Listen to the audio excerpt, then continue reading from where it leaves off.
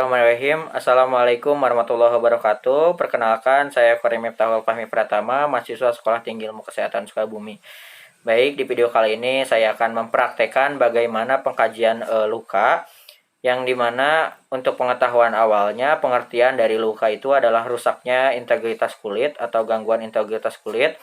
Untuk yang kedua, pengertian dari pengkajian luka sendiri yaitu tindakan yang dilakukan untuk mengetahui kondisi luka pasien, dan tujuannya itu agar mengumpulkan data yang dapat menunjang diagnosa keperawatan luka.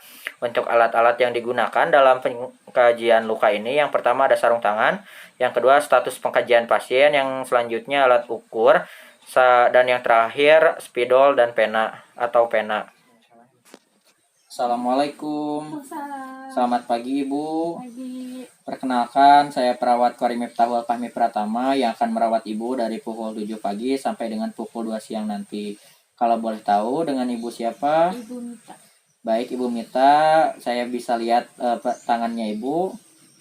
Baik, benar ya Ibu, dengan Ibu Mita. Ibu, tujuan kedatangan saya ke sini itu untuk melakukan tindakan pengkajian luka terhadap Ibu. Tujuannya agar kami ataupun saya tahu kondisi luka Ibu, dan kami atau saya akan mengumpulkan data terkait luka Ibu untuk menunjang diagnosa keperawatan yang akan kami berikan terhadap Ibu. Untuk prosedurnya, nanti saya akan membuka balutan luka Ibu, dan saya akan membersihkan luka Ibu, dan saya akan mengkaji luka Ibu. Untuk waktunya kurang lebih 10-15 menit. Apakah Ibu bersedia? Bersedia.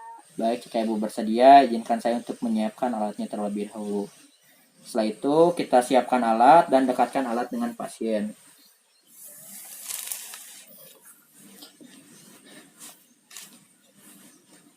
Nah, yang pertama yang harus kita lakukan adalah mencuci tangan. 6 langkah.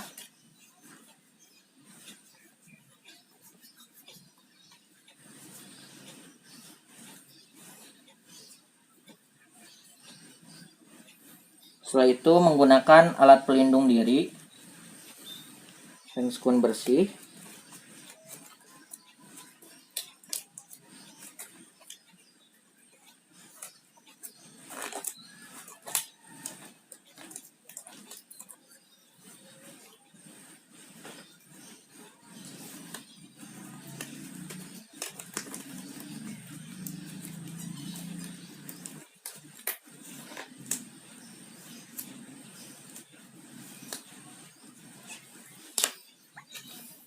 Dan kita letakkan underpad di bawah luka pasien.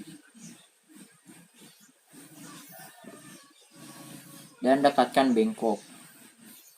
Selanjutnya yang harus kita lakukan adalah membuka balutan luka pasien. Ibu, saya buka ya balutannya. Iya.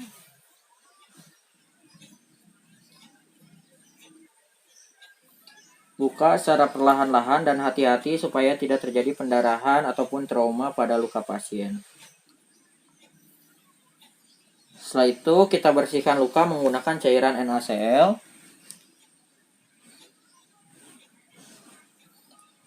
Dan lakukan prosedur pencucian luka. Setelah kita melakukan prosedur pencucian luka, langkah selanjutnya kita langsung melakukan pemeriksaan luka atau pengkajian luka kepada pasien. Ibu, saya mulai ya pengkajiannya. Yang pertama yang harus kita lakukan yaitu mengukur luas permukaan luka dengan cara mengukur panjang luka dan lebar luka.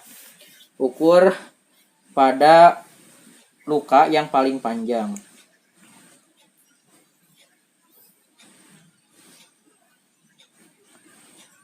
Ibu, untuk luka Ibu panjangnya itu 6 cm dan untuk lebarnya 7 cm.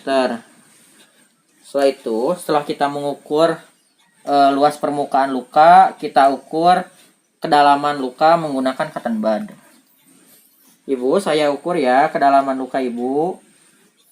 Setelah itu kita beri tanda pada cotton budnya. Lalu kita ukur pada mistar ataupun penggaris. Ibu, untuk kedalaman luka Ibu yaitu 1 cm.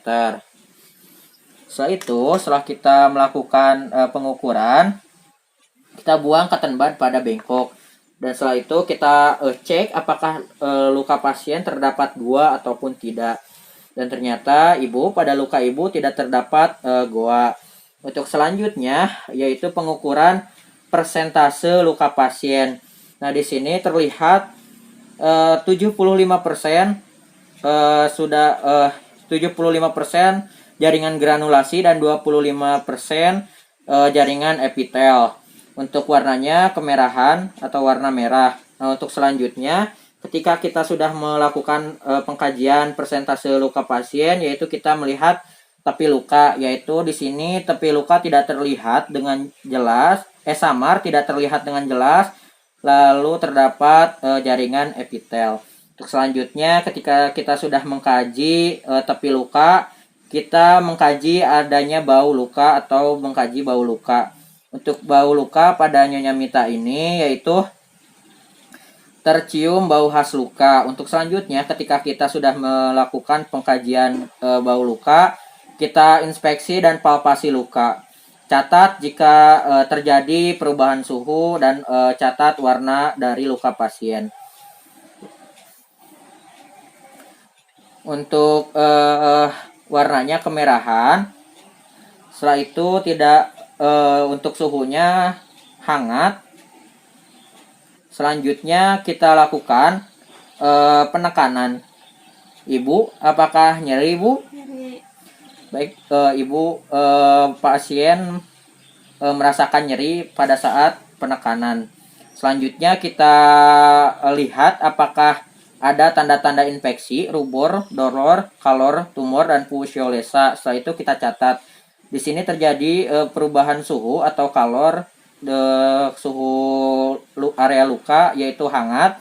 Selanjutnya warnanya rubornya kemerahan.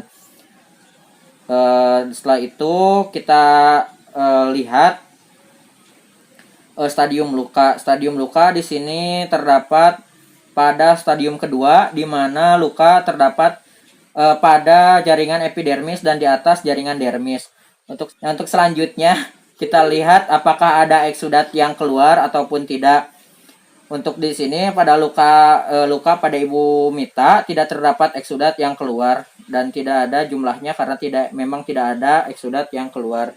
Setelah itu setelah pengkajian kita catat hasil keseluruhan hasil pengkajian, di mana yang pertama untuk panjang dari luka Nyonya Mita itu 6 cm, lebarnya 7 cm. Dengan demikian luas permukaan luka pada Ibu Mita yaitu 42 cm. Untuk selanjutnya kedalaman pada luka Nyonya Mita yaitu 1 cm. Untuk goa tidak ada.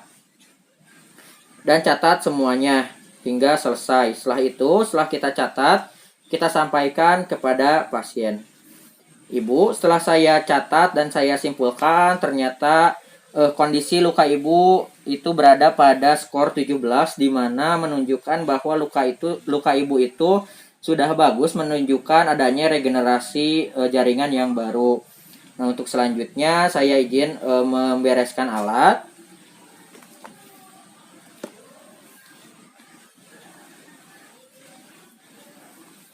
Membuka sarung tangan.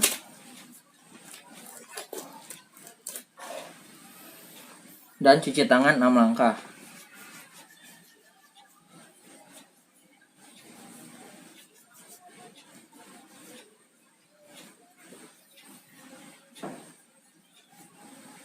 Dan lakukan tahap terminasi.